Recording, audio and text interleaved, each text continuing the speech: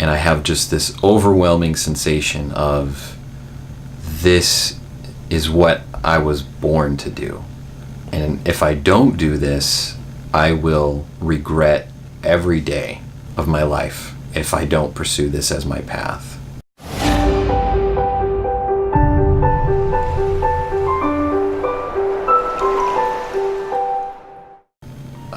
I've always loved getting attention. Okay, yeah. I've always loved getting attention because I feel alive when I'm doing it. When I was a kid, I would do insane stuff to get people to laugh, and I usually ended up with a detention. And in those moments, I was like, it was worth it. The cost I had to pay to get people to laugh and like me was far outweighed the consequences. And one of the ways that I creatively expressed that getting attention mentality was making videos. I used to make stop go animation videos with Legos. Uh-huh. And I used to, I don't have them anymore, unfortunately. They're probably on some tape in my parents' house. But I used to do those kind of things, and YouTube didn't exist back then. And I've always had an interest in making videos and comedy videos. And I did a little bit of that in high school, but it all was culminated in this moment in high school when one of my friends was asked to make a video for the pep rally. So, when I found out about this, I said to my friend, this could be really good. We could have a lot of fun with this.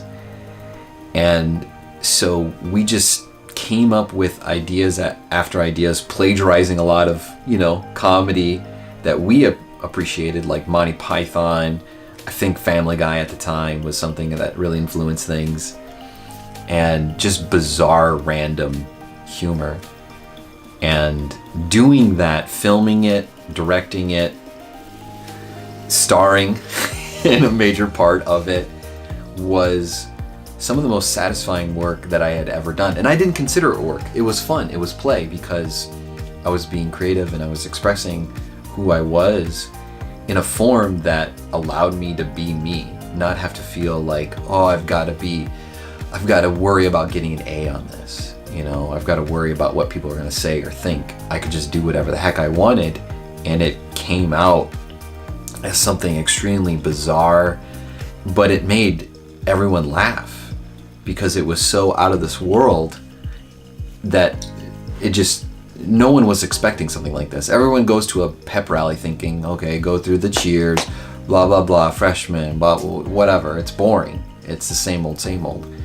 And so creating this, I knew could be a risk. I knew some people were not going to like me because of it, and they didn't like me. But again, the reward was so far higher than the consequences of what may or may happen. So, what did this culminate to in terms of, what did you realize, after seeing their reactions and creating this video? What did you want to do with that? It sounds like there was a light bulb then. Oh yeah. Went off. After the video was done, we got a standing ovation. And people were clapping, and I had never done anything like that. I had never had a moment in my life where so many people were appreciating something that I had made. And that made me seriously think, I have to do more of this. Whatever this is, I have to create it. And this is 2005. So it's just about the time that YouTube was around, but I had no idea what YouTube was. I didn't understand any of those things, and so becoming a YouTuber wasn't, a reality. And I naturally thought, well, I wanted to be a comedian, something where I could use acting or improv to create a career. I think I would be really satisfied by doing those things, but that never became a reality. And and by these last couple of years that have unfolded, you're a pharmacist now. What led to that change? Why didn't you pursue something more within that realm? Yeah, well, I think, everyone's got to do those stupid career tests in high school. Because, like, you're a kid, you have never worked a real day in your life, probably, in any kind of profession, unless you, like, grow up on a farm. And they take these tests, and they always want to, it's always prestigious things. Like, I remember my test saying I could be a teacher or a principal. Pharmacist was on there, but they're all, like, respectable things. I don't think anyone has done a test like that and gotten, like, comedian as their top pick. That's not something that, anyone would put on them because it's not respectable. It's a hard life. But I remember taking that test and just thinking, well, I'm good at math and science. I'm not very creative, like, with the written word, or I'm not great at English. I was about to say I'm not good at English. My mom would cringe probably in watching this. And so I'm pretty sure under the guidance of family advice and probably wiser people than myself, directed me to healthcare. It's a safe, right? Mm-hmm. Safe, secure market. No one's gonna take away your job if you're in healthcare, or so I was told. You can make good money. And I thought, well, I could be a doctor. And then I learned you have to touch people. And sometimes you got to touch some really gross stuff. And I've never been that. So, pharmacy, right? You don't have to touch blood, butts, or guts. You get 6 G's a year. Mm-hmm. You just have to go to school for 6 years, minimally. And you can get a job right away. Because at the time, job market was still very, very good. So I'm like, okay, sign me up. That sounds like a easy ride, and that just wasn't the case, of course. But I decided to do that. I don't think I ever really thought comedy or video or speaking, anything like that, could be a career. Like, I just didn't think that was an option because most people are not those things. Yeah. So, very logical to pursue something in pharmacy. Like you said, minimal amount of training, like 6 years is pretty amazing to get a 6-figure salary, respectable, right? Healthcare. Yeah. So you're in pharmacy, how did pharmacy school go for you? Well, in pre-pharmacy, I wanted to quit multiple times. I hated how hard it was. I hated the studying. And I went to guidance counselors. I literally tried changing my major multiple occasions. But I think my ego and fear really stopped me from pursuing anything because, well, one, if I quit this, then I'm a failure. And I'm not up to snuff. I'm not tough enough. And my ego did not like that. But I also think I was afraid because, well, then my life, I don't know if I ever said this, but I think I thought my life will not be as good if I don't do this. I'm going to regret it, kind of feeling.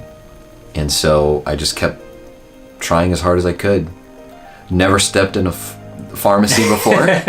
Never tried to even learn what pharmacy was about. Okay. I just was like, okay, I'm going to do this. And here you are. And here I am. Yeah, Okay. Got into pharmacy school and went through those 4 years. Very painful 4 years. Okay. But you ended up doing a residency. Yeah.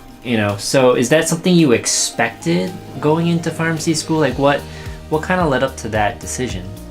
Well, like I said in the beginning, I knew nothing about pharmacy. I didn't even know you could or needed to, as it was later portrayed to me, needed to do a residency. And the first 2 years of pharmacy school, I just didn't take things a whole lot of serious. I didn't take things seriously in pharmacy school. I just tried to do the bare minimum, try to survive, try to get B's and A's on things.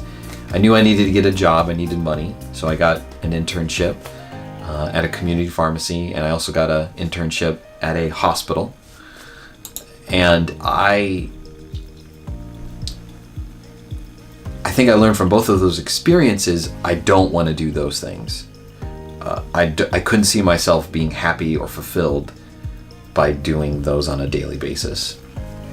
And so the only solution that was really presented to me was, well, you need to do a residency, because clinical is where it's at. Clinical is where you're going to find fulfillment. It's where you're actually, hand quotes, that's where how you'll actually make a difference in a person's life is in clinical. And so after 2.5 years in pharmacy school, I realized your career is pitiful. You have not done anything of significance. I had been really active in outside things. I had gone on some missions trips to help people in Mexico. I had been active in a few organizations, but nothing pharmacy related, nothing. I hadn't done research, I hadn't done anything. And I panicked and I was like, I have to do something. I have to do just anything to beef up this resume because it looks awful. And so I started volunteering for everything that I could find. And I eventually volunteered for a teaching opportunity. And even though I wasn't passionate about the subject, I think it was about hypertension medications, and I was teaching to some nursing students. And even though I didn't really care, I had just a blast teaching it. And I was joking around, it was fun, I got to interact with the students, and I kind of had that feeling that I had in high school. This is work and it's fun. This is the kind of thing I should be doing all the time. But things didn't really click for me. I just knew probably at that point, long-term academia was what I wanted to do. Okay. And I just started doing more and more teaching. That's all the material that I had for getting ready for my portfolio for a residency application, and it wasn't much. And the number of accepted interviews that I got reflected. So how many residencies did you apply for? I don't remember the exact, but it was somewhere between 6 and 9 applications. Okay.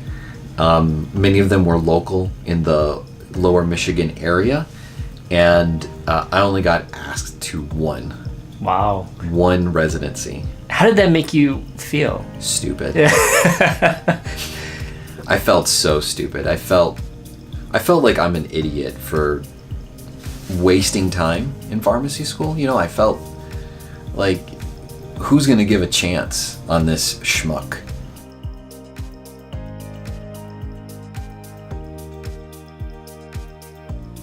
Hey guys, thanks for tuning in and watching the video. If you like the content, definitely hit the ImproRx button over to your left to subscribe, and definitely check out more videos over here to your right. Now, as always, if you have questions, comments, and even better, suggestions for future videos, definitely let me know in the comments below. Otherwise, until next time, guys.